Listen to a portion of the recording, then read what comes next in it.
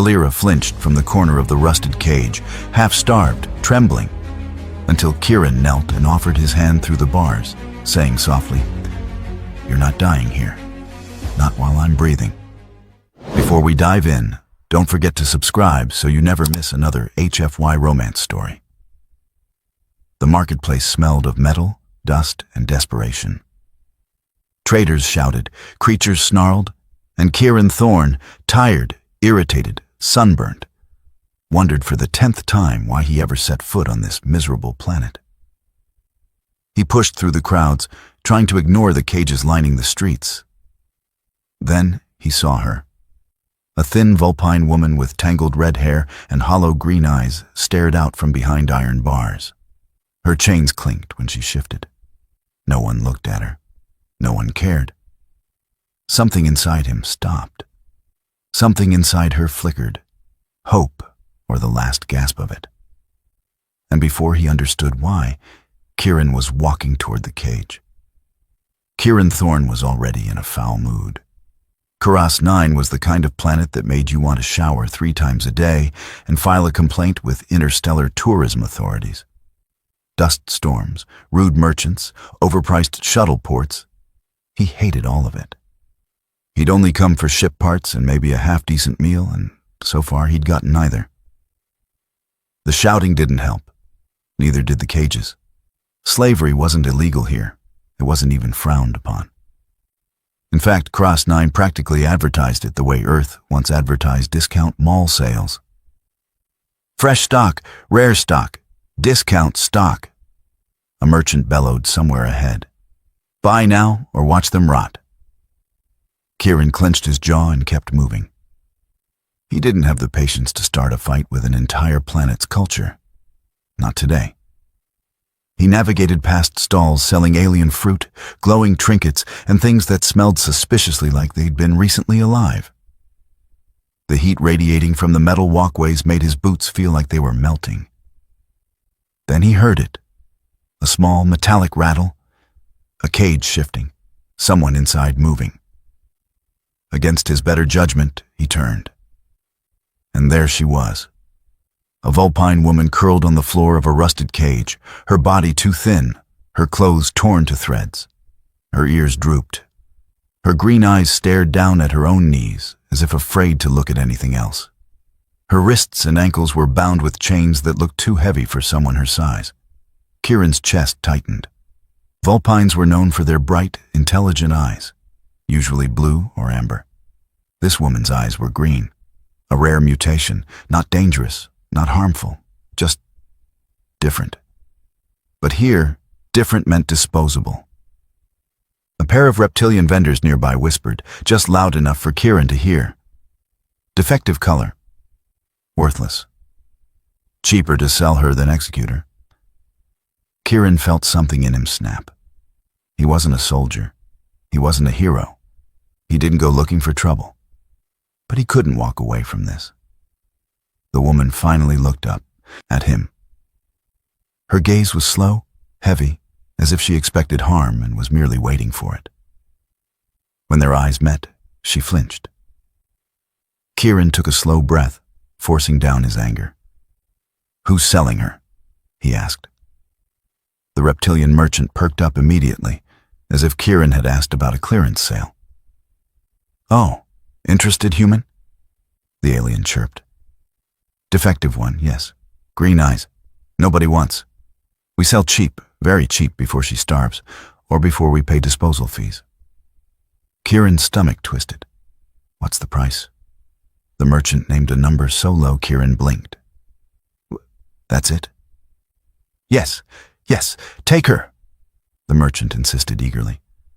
"But must specify mating purpose. If not, we cannot sell. Slaves released by owner cause trouble." "Mating purpose," Kieran repeated, disgust curling in his mouth. But the alien was staring. And Talira, the vulpine woman, was watching too, not understanding, just waiting. Kieran swallowed hard. "Fine," he muttered. "Mating. Whatever gets her out of that cage." The merchant beamed, recording the transaction. Chains were unlocked, keys handed over. Talira staggered forward, barely able to walk. Kieran caught her before she could fall. She trembled at the touch but didn't pull away. Her voice was soft, raspy from thirst. "Master," she whispered. He winced. "Please, don't call me that." She blinked, confused. He gently steadied her, guiding her away from the cage. "You're safe now," he said. "I promise." Talira didn't seem to understand the words, but she stared at him with something fragile. Tiny, flickering, almost lost. Hope. The walk back to Kieran's temporary rental was slow, partly because the streets were crowded, but mostly because Talira moved like each step was a negotiation with gravity. She kept her head bowed, her tail tucked so tightly against her legs, it nearly disappeared beneath her ragged clothing. Every time someone shouted nearby, she flinched. Kieran kept his voice low and steady. "You're all right. No one's going to hurt you." She didn't respond, but she stayed close to him, close enough that her shoulder brushed his arm whenever she wavered. He pretended not to notice. He didn't want her to think he expected anything from her.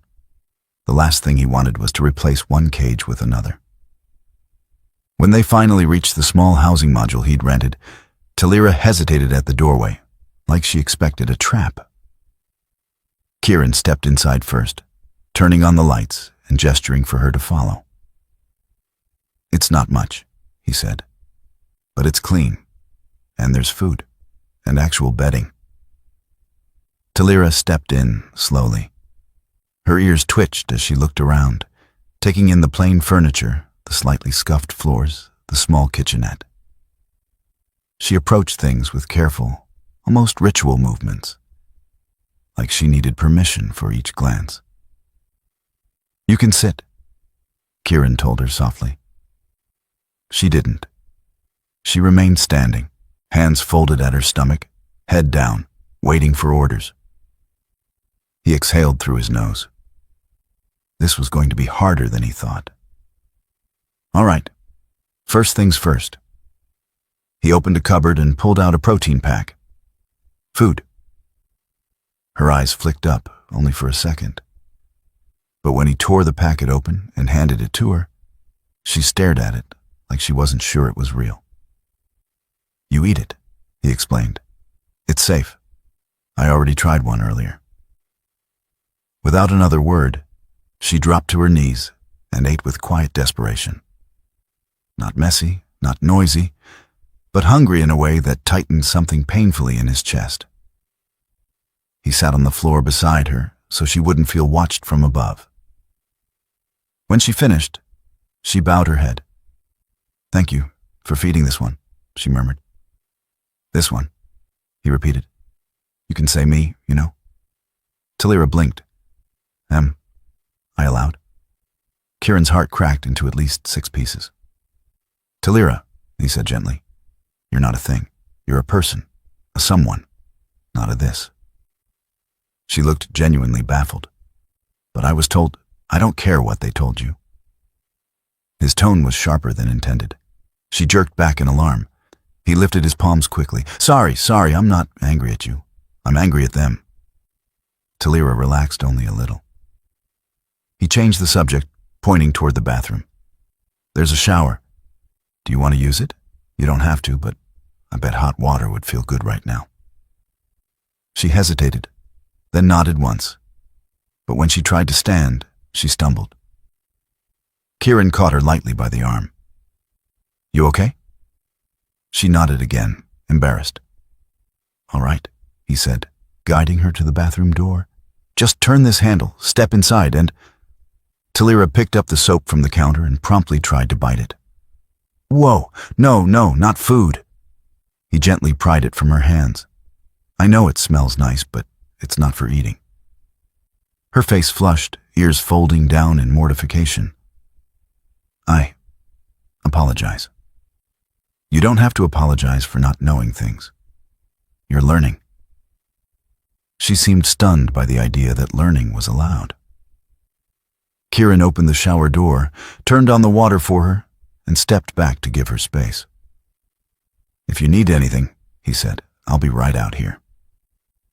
She paused in the doorway, steam billowing past her shoulders, and looked at him with an expression he didn't quite understand.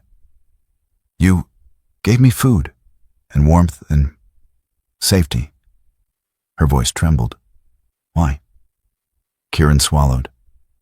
"Because you deserve those things." She stepped inside slowly, as though unsure she was allowed to believe that.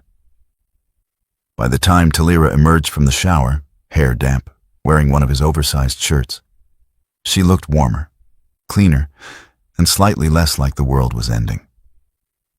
She hovered in the doorway, fidgeting with the hem of the shirt. "I did not know water could feel so—" She searched for a word.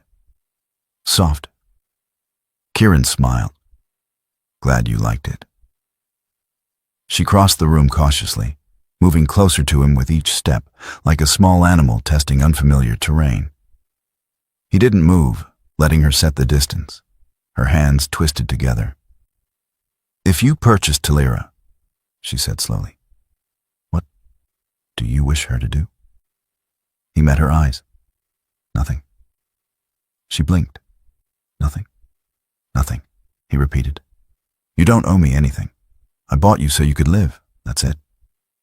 Talira's brows pinched, her ears lowering with confusion. "But you said I was for mating." Kieran rubbed his face. "I only said that so they'd let me take you. I didn't mean it." She absorbed that silently. Her tail twitched once, uncertain, but her gaze softened, just a small fraction. And when he guided her to the bed and said, "You can sleep here," she hesitated only a moment before curling up on top of the blankets, small and quietly hopeful. Kieran covered her with a blanket, stepping back. For the first time since he'd found her, Talira looked almost peaceful. Almost. Talira woke before Kieran did the next morning. He realized this because he opened his eyes to find her kneeling beside his bed, staring at him with intense, unblinking curiosity. Ears perked, tail curled neatly around her legs. He flinched. Morning?" She jerked back slightly, as if startled she'd been caught watching. "You make strange sounds when you sleep." "Oh, God," Kieran muttered. "I snored, didn't I?" "Yes," she answered immediately, "like a small engine, with a cold." He buried his face in his hands. "Great. Fantastic. That's what every man wants to hear." Talira looked confused, then concerned. "Did I offend you? Should I stop observing your sleep?" No, he said quickly. "It's fine. Just maybe, I don't know, observe less closely." She nodded seriously, as though this were sacred instruction.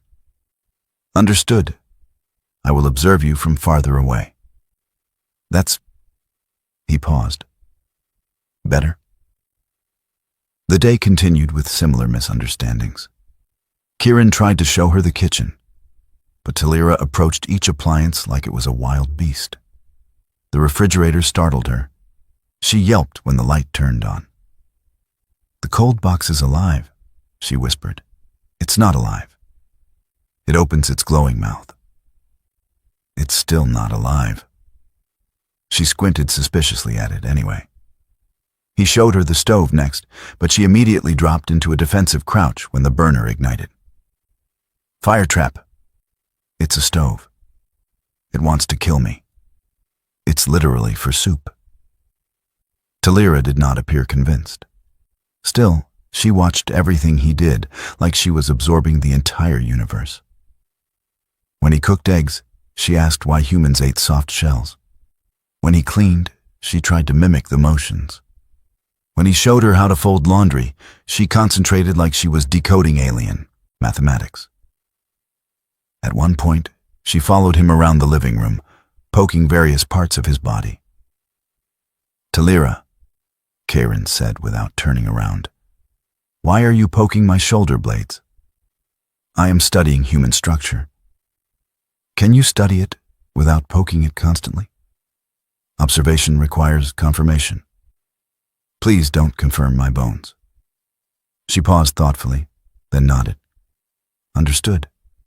I will confirm your bones less. That's not... He cut himself off. Actually, I'll take it. For lunch, he made something simple. Nutrient rice and reheated dumplings. When he handed Talera a bowl, she stared at it with an expression he couldn't decipher. Tentative, curious, soft.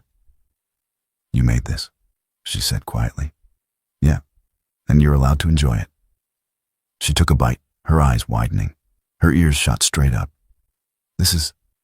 She searched for words. Warm. He huffed a laugh. That's usually the goal. No. She shook her head. Warm... Here. She pressed a hand to her chest. Inside. The sentence hit harder than it had any right to. Kieran pretended to focus on his own bowl, mostly so she wouldn't see his expression. After eating, she followed him again. Closer this time. When he sat on the couch, she hovered beside it. When he gestured for her to sit, she perched on the edge like a bird preparing to flee. You don't have to sit like a prisoner, you know, he said gently. She blinked at him. I do not know how else to sit. He patted the cushion beside him. Like this. She hesitated, then sat next to him, still stiff, still ready to spring away if he raised his voice or moved too suddenly. But she was trying. A small step. Talera's attention drifted to a photo on the wall. Kieran, years younger, standing on a cliff overlooking ocean waves. Is this your home world? She asked. Earth? Yeah. She studied the picture. It is blue? That's one way to describe it. Your face looks different. In what way? You look, happier. The words were soft, but oddly perceptive.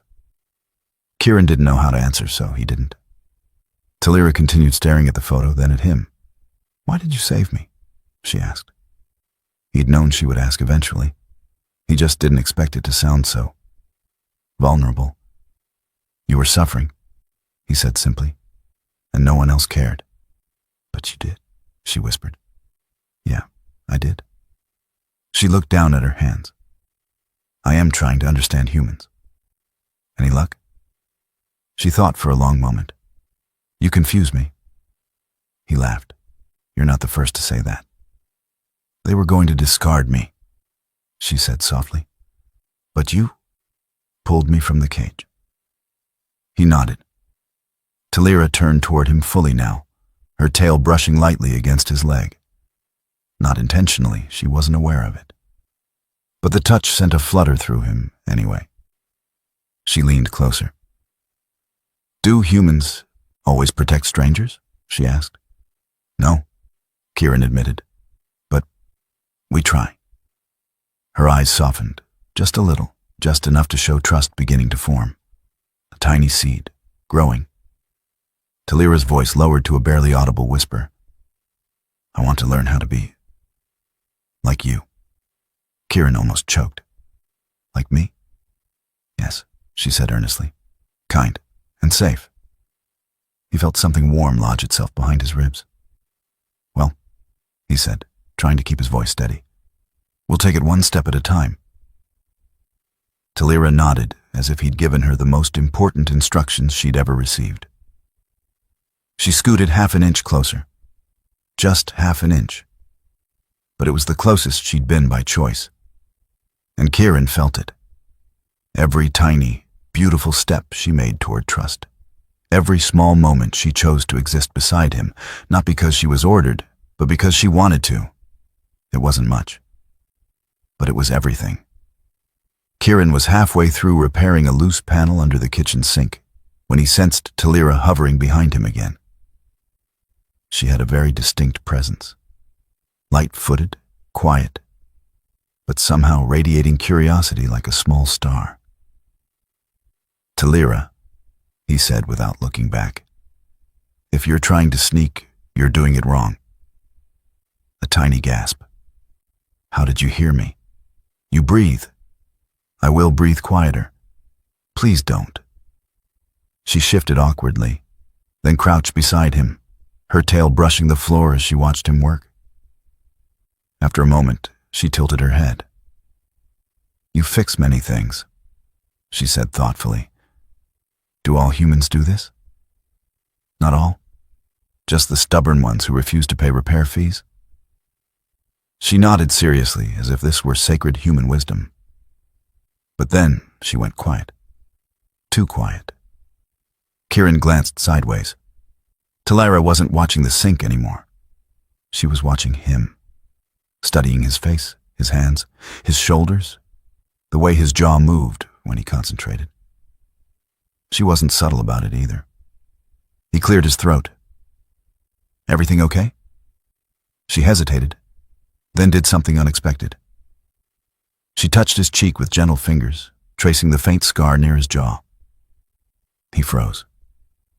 "You are warm," she murmured, almost to herself. "And not afraid?" Why would I be afraid?" She didn't answer. Her eyes lowered. Most who approached my cage were. They said my eyes were cursed. Or wrong. "Your eyes are beautiful," Kieran said before he could stop himself. Talara blinked rapidly. "Beautiful." He immediately regretted blurting it out, because her ears shot up, her cheeks flushed, and her tail fluffed like a startled fox. She scrambled backward, hands flying to her face. I did not mean to offend by touching." "You didn't offend me," he said quickly. "I just told you the truth." She peeked through her fingers, flustered and unsure. He offered a small smile. "And for the record, it's okay to touch someone gently. You just, surprised me." Talara lowered her hands, but continued to blush furiously. It was adorable. She opened her mouth, then closed it. Opened it again, struggled. Finally, "Kieran, may I ask something?" "Anything." She swallowed, throat bobbing. "When you purchased me, you said I was for mating." There it was. The conversation he'd hoped they were past. "Talara," he said softly, "I only said that so they wouldn't refuse the sale. I didn't mean it. You don't owe me anything. Not your body, not obedience, nothing." She absorbed the words slowly, her green eyes darting over his face like searching for hidden meanings. Then, with painful innocence, she whispered, "So, we do not need to mate?" Kieran flailed internally. Outwardly, he managed a half laugh. "No, definitely not, only if you ever wanted to. But you don't need to, ever." Talara stared at him for a long moment. Then she did something he absolutely did not expect. She climbed into his lap. Kieran made a sound that could only be described as a dying toaster. "Talara?" Her hands trembled as she gathered the hem of the oversized shirt she wore, his shirt, and lifted it shyly over her head. Her chest was bare, soft, vulnerable. Her breathing was unsteady. "You said," she whispered, cheeks burning, "I am for mating." Panic, alarm, and protectiveness crashed through him all at once. "Talara, no, stop, wait." He held her shoulders gently but firmly, not pushing her away, just grounding her. "You don't have to do this. I don't expect it. I don't want you doing anything because you think you're supposed to." She blinked at him, confusion flooding her eyes. "But you bought me."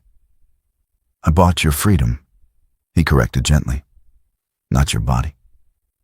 Talara went still. Perfectly, utterly still. Slowly, she lowered the shirt back over herself, her hands shaking as she covered her chest, her ears folded flat in mortification. "I did not understand," she whispered, voice tiny. "I thought this was required." "It's not," he said softly. "Not even a little." She looked down at her lap, cheeks scarlet, tail curling around her waist like a shield. "I am sorry," she murmured. "You don't need to apologize," he said. "You didn't do anything wrong." Kieran hesitated, then added gently, "And Talara, you are beautiful." Just, you never have to prove anything to me. Her breath caught. Her ears twitched. And for the first time, she looked away.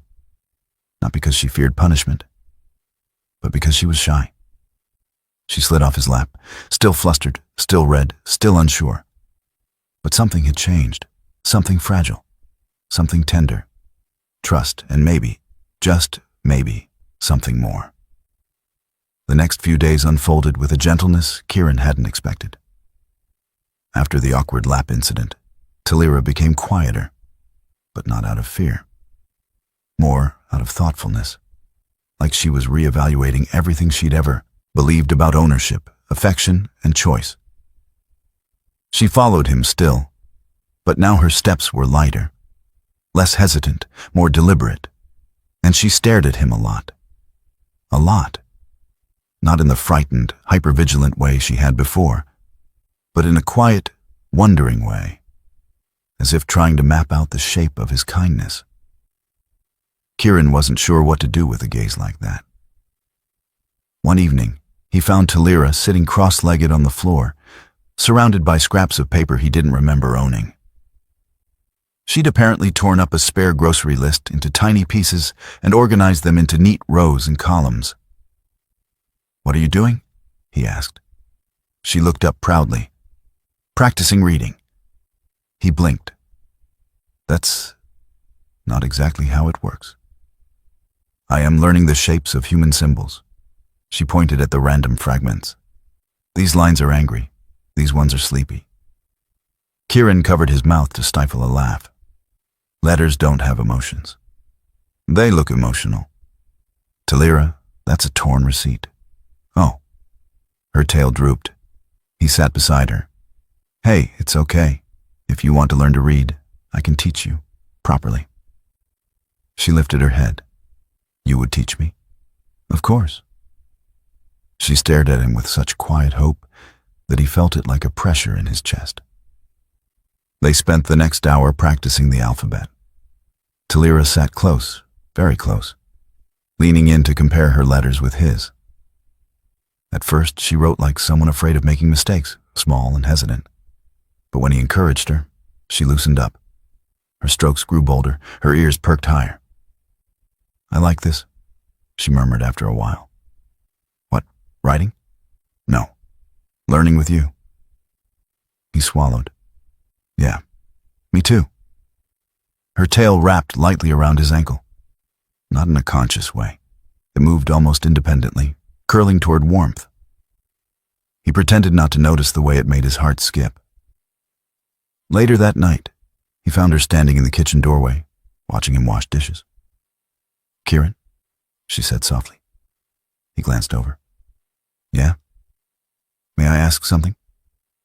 "Difficult?" "Always." She stepped closer, fingers twisting the hem of her shirt. "When I was caged, I thought humans were cruel. All species were. No one helped. No one even looked at me." Kieran's jaw tightened. "I'm sorry." "You are different," she whispered. He didn't know how to respond to that, so he kept scrubbing the bowl in his hands. Talira continued, voice trembling. "I do not understand why you are kind to me. Because you deserve kindness. But why? I am not—" She swallowed hard. "I am not useful." Kieran set the bowl down, drying his hands before turning to face her fully. "Talira, listen to me." Her ears twitched. "You don't have to be useful to deserve to live, or to be cared for, or to be treated like a person." She blinked rapidly, eyes shining with something he hadn't yet seen from her. Raw, confused emotion. Kieran, softened his tone. "You're allowed to exist just because you exist, not because someone owns you or wants something from you." Talira stared at him, stunned, almost disbelieving. She brought a hand to her chest, fingers splaying as if trying to hold his words physically in place. "My old master said I had no worth. He was wrong. And the merchant said I was defective. They were wrong too. And you, Her voice cracked. You say I deserve life. I do. Silence stretched between them, heavy but gentle. Then she did something small, yet monumental. She stepped forward and pressed her forehead lightly to his shoulder. Her hands didn't touch him. She held herself carefully, timidly, like she feared she might break something fragile by making contact. Kieran's breath caught.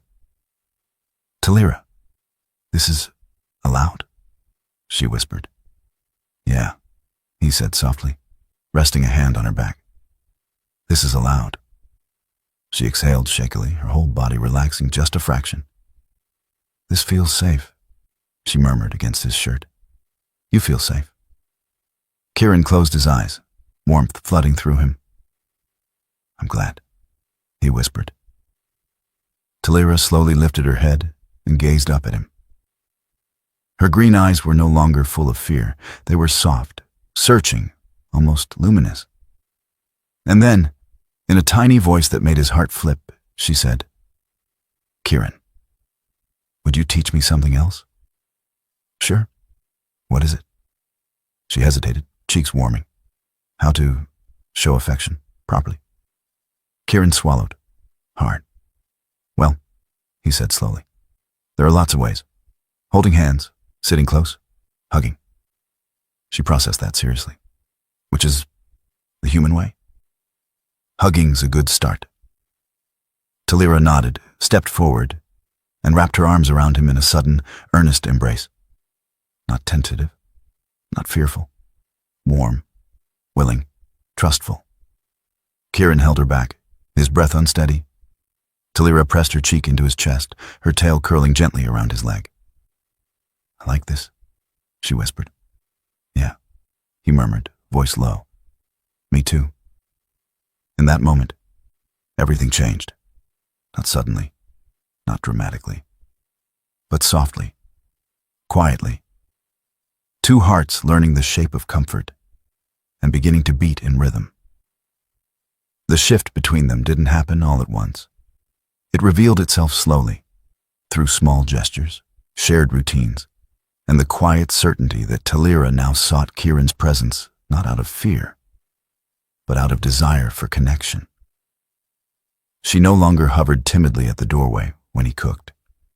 Now she stood beside him, tail swaying in small, unconscious arcs as she watched the food sizzle. She no longer slept curled in a tight ball at the edge of the bed. Now she stretched out comfortably, sometimes drifting close enough that her tail brushed his arm. She no longer flinched when he raised a hand to wave or motion. Now she leaned into his touch when he ruffled her hair. And Kieran felt every one of those shifts like a spark under his ribs. One afternoon, while he was adjusting a loose light fixture, Talira padded silently into the room, wearing one of the soft dresses he'd bought her. A simple pale green one that complemented her eyes so well it almost hurt to look directly at her. Kieran, she said, looking up at him with ears perked. May we go outside today? He paused mid-screw. Outside? In this city? She nodded eagerly. You said the outer district has trees.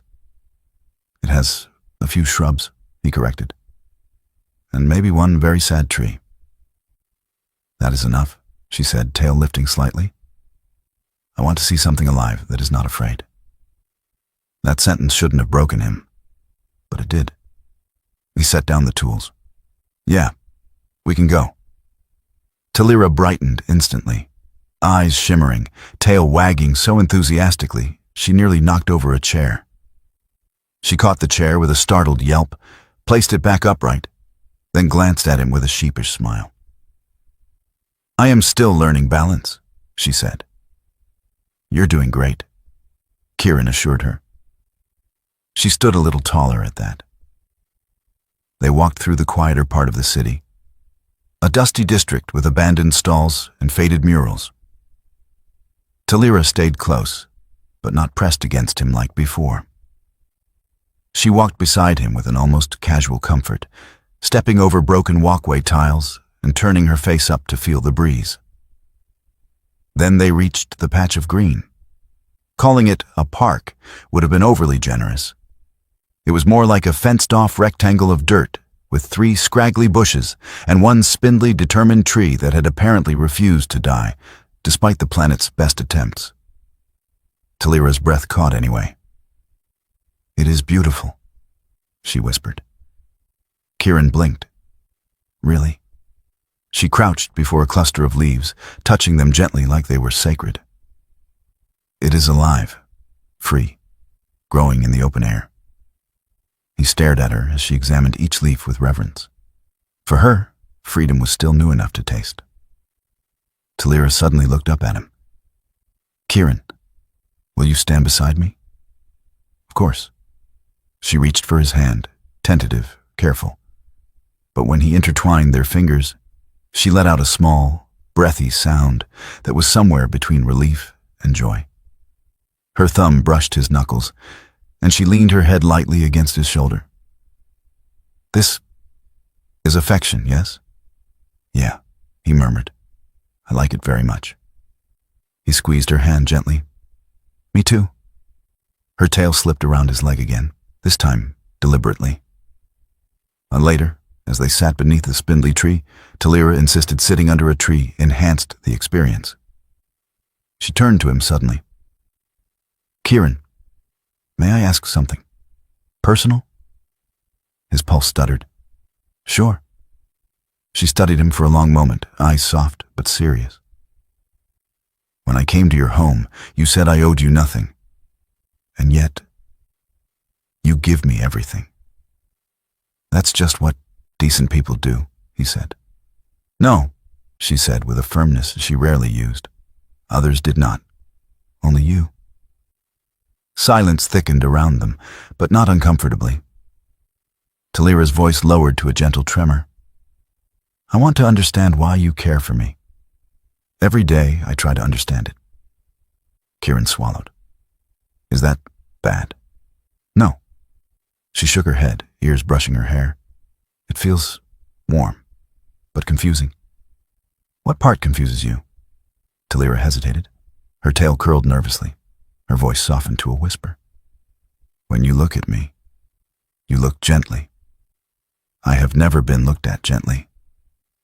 Kieran's breath caught. "And when you speak," she continued, "your voice feels safe. Like I am not something that will be punished or thrown away." Her eyes lifted to his. "I do not know how to name this feeling." He did, but saying it out loud felt dangerous. "Talira," he said quietly, "you're allowed to feel however you feel." She exhaled shakily. "Then, may I show you something?" "Anything?" Talira scooted closer, knees brushing his.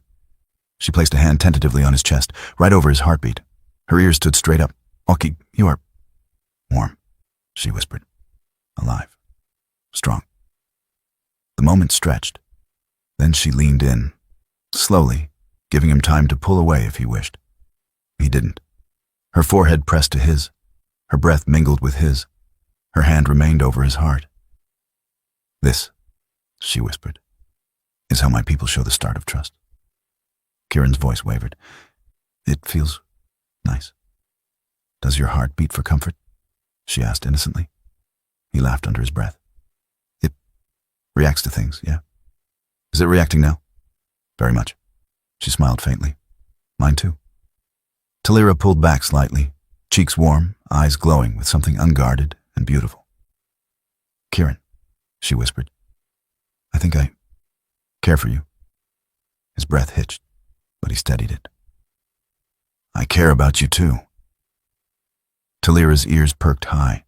Her tail swirled around his waist like a ribbon. "Truly?" she asked. "Truly." She leaned into his side again, nestling there like she'd found the one place in the universe designed just for her. And for the first time since her freedom, Talira looked like someone who finally understood what it meant to belong. Not to an owner, but to a heart. The walk back home from the park felt different. Lighter, warmer, threaded with a new kind of quiet. Not the tense quiet Talira once carried, but the soft kind that settles between people who finally understand each other. Talira stayed at Kieran's side the entire way, fingers brushing his every few steps, as if reassuring herself he was still there. Each time their hands touched, she'd glance up at him with a tiny smile that made his stomach twist pleasantly. By the time they reached his door, her tail had curled loosely around his arm. She didn't seem aware of it. He pretended he didn't notice. Inside, she lingered near him instead of retreating to her usual corner. "Kieran," she said softly, "may I ask another personal thing?" He sat on the edge of the couch. "Go ahead." She stepped in front of him, nervous but determined. Her hands fidgeted with the hem of her dress, ears twitching. "When I showed you trust today, under the tree." Her cheeks warmed, color blooming across them. "Was it correct? Did I express it properly?" "You did," Kieran said. "Perfectly." She exhaled in visible relief. "Good. I wanted to show it right." He chuckled. "It wasn't a test.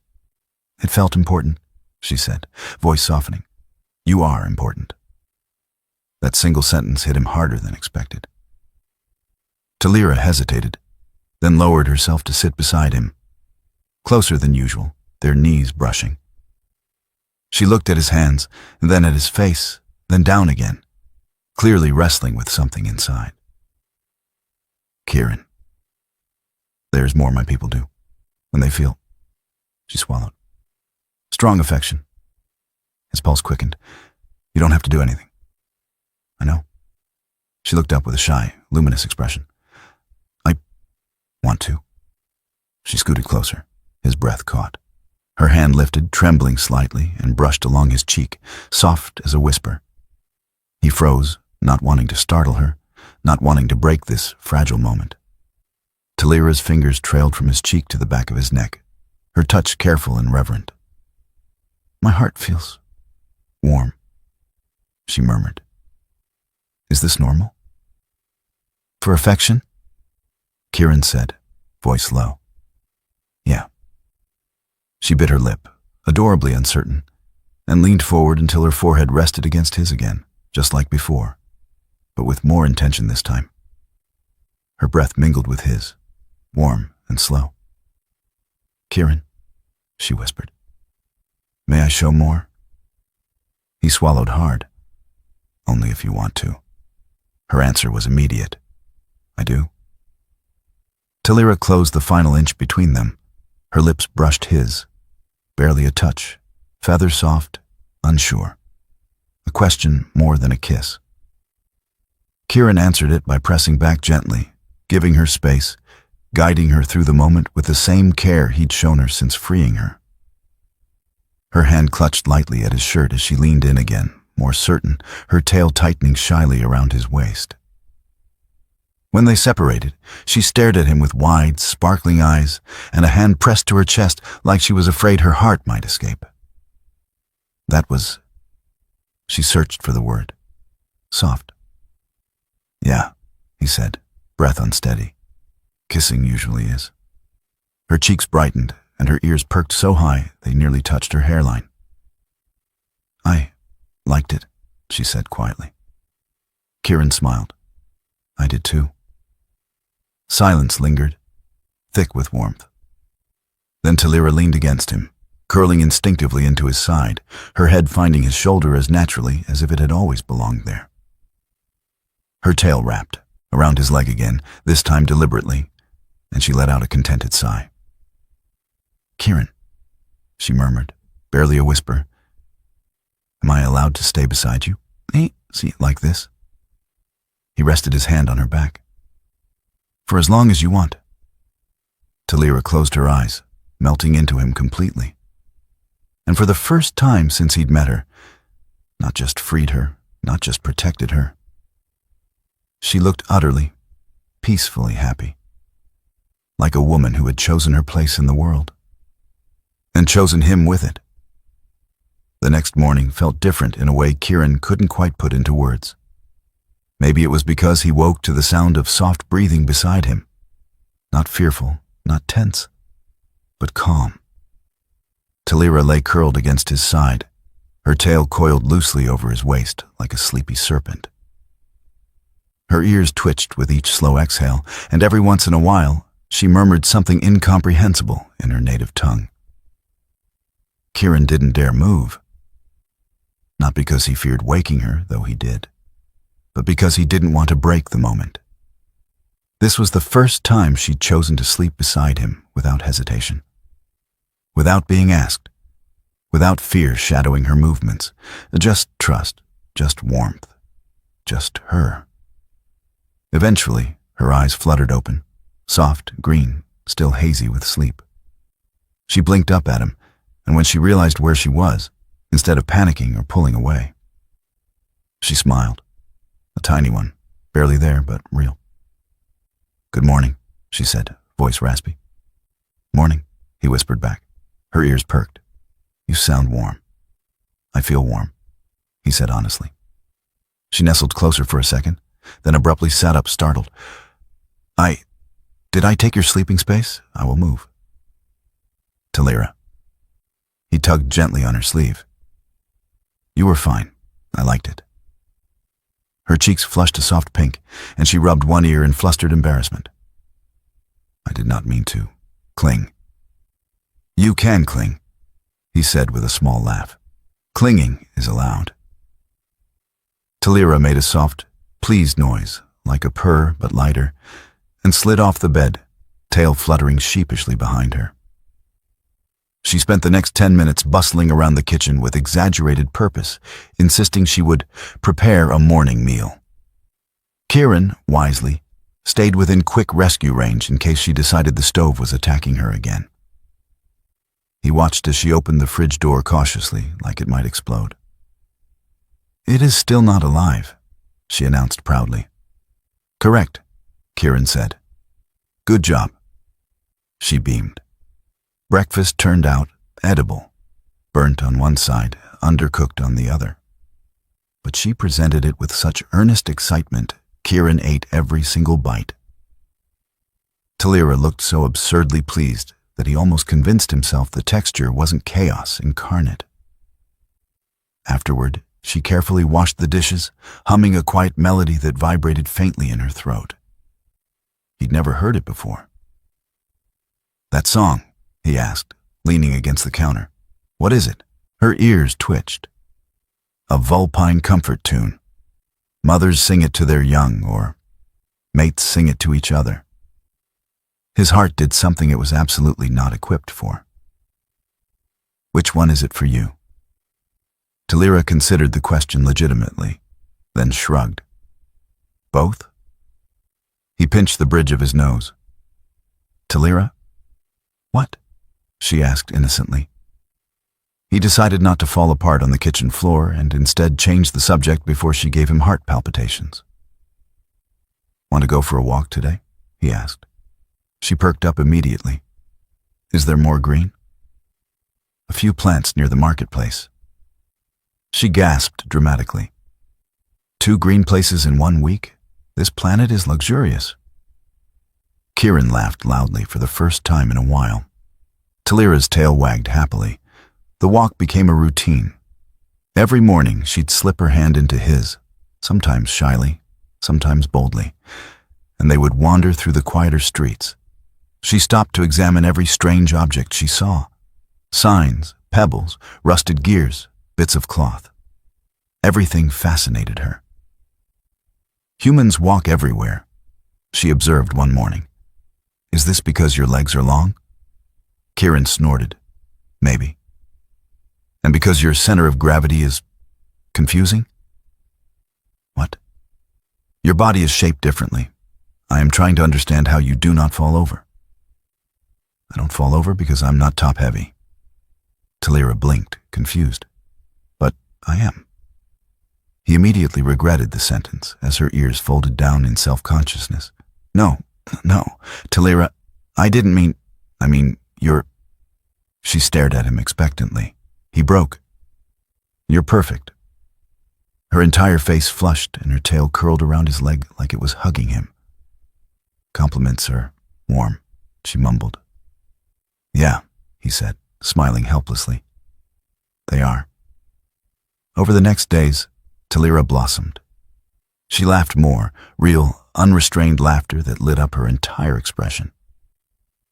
She tried new foods, new clothes, new ways to braid her hair. She practiced reading by sounding out words on local signs, proudly announcing every correct syllable. She learned how to work the shower without eating the soap, how to fold her clothes, how to handle pillows without suspicion. She even learned to cook a dish that didn't try to kill him. But the biggest change? She reached for him more often. She held his hand. She leaned against his shoulder. She rested her head on his chest while they sat together at night. She pressed her forehead to his when she needed reassurance. And every time, Kieran returned the gesture gently, because every touch from her meant something. Because she chose it. Because she was choosing him. One evening, as they curled up together on the couch, her sprawled across him like a sleepy cat. Talira whispered something he almost didn't catch. Kieran? Yeah. I think I am happy. He stroked her hair gently. Good. She smiled, small, serene, safe. I did not know what happiness felt like, she admitted, but I think it feels like this. She nestled closer, her tail draping over his lap. And like you. Kieran didn't realize how much Talira had changed until the day she initiated something entirely new. Something neither of them had talked about. But both of them had quietly, steadily grown toward. It happened late in the evening, the lights dimmed, a soft breeze slipping through the cracked window. Talira rested curled against him as usual, her tail wrapped comfortably around his thigh. She was tracing absent patterns across his arm with the tip of one claw, humming a tune so gentle it almost blended with the air. Kieran, she said softly. He glanced down. Yeah? Her ears twitched, her eyes warm with something that looked like hope wrapped in vulnerability. Am I allowed to choose my own place? You mean where you want to stay? Live? She nodded, watching his face carefully, searching for hesitation, for rejection, for anything that might break her fragile courage. He cupped her cheek gently. Yeah, Talira. You're allowed to choose. You always were. She bit her lip and leaned into his touch. Then I choose, here. His heart skipped a beat. With me? With you, she whispered. If you want me. Kieran blinked, stunned by how simple she made it sound. Talira, of course I want you here. She inhaled sharply, relief washing over her entire body. Her ears relaxed, her tail swayed in a slow, content wave. She shifted closer, resting her forehead against his chest. I feared, her voice cracked slightly, that I would one day wake and you would send me away. Not from cruelty, just because you realized I am inconvenient. Kieran's arms tightened around her instinctively. Talira, he said, voice low. You're not inconvenient. You're important. You matter here. She trembled slightly, but it wasn't fear. It was emotion too big for her to hold neatly inside. Then, she murmured, lifting her head. May I give you something? A Vulpine tradition, a promise. He blinked. A promise. She nodded and sat up slowly, positioning herself directly in front of him, her tail curled around her legs like a fluffy shield. In my culture, she said softly, when we choose someone, not a master, not an owner, but a heart, we give them a gesture. Kieran suddenly felt like he couldn't breathe. What kind of gesture? Talira took his hands in hers, delicate, careful, warm. Then she lifted them to her cheeks and pressed them there, closing her eyes. This, she whispered, means I trust you with what I am. It means I choose you. Not because you saved me, but because you see me." Kieran froze, overwhelmed by the tenderness of it. Her ears twitched. "This is acceptable?" Kieran swallowed hard. "Talira, it's more than acceptable." Her eyes opened slowly, shimmering with something deep and aching. "Then you may give one back if you wish." He hesitated only a second, not from doubt, but from awe. Then he mirrored the gesture, cupping her face gently, thumbs brushing her cheeks. Talira inhaled sharply, her tail swirling around his waist in one swift, affectionate loop. "Kieran," she breathed. The air between them thickened, soft and warm. She leaned forward until her forehead touched his, nose brushing his lightly, breath mingling in the tiniest space between them. "May I kiss you again?" she asked quietly. He smiled. "Yeah, you can." The kiss was deeper this time, less uncertain. Her hands slid up his chest while her tail curled around him like she was afraid he might drift away if she didn't anchor him. Kieran held her gently, letting her set the rhythm, letting her explore the feeling of choosing intimacy for herself. When they finally pulled away, both breathless, Talira looked dazed and impossibly happy. "This is what it feels like," she whispered, "to belong somewhere. By choice." He brushed a thumb across her cheekbone. "Yeah, it is." She lowered herself into his lap without asking, curling up with perfect ease. Her tail wrapped around both of them now, as though claiming him just as much as she'd been claimed. For a long time, they stayed like that. Quiet, warm, wrapped in each other, with only the hum of the city in the background.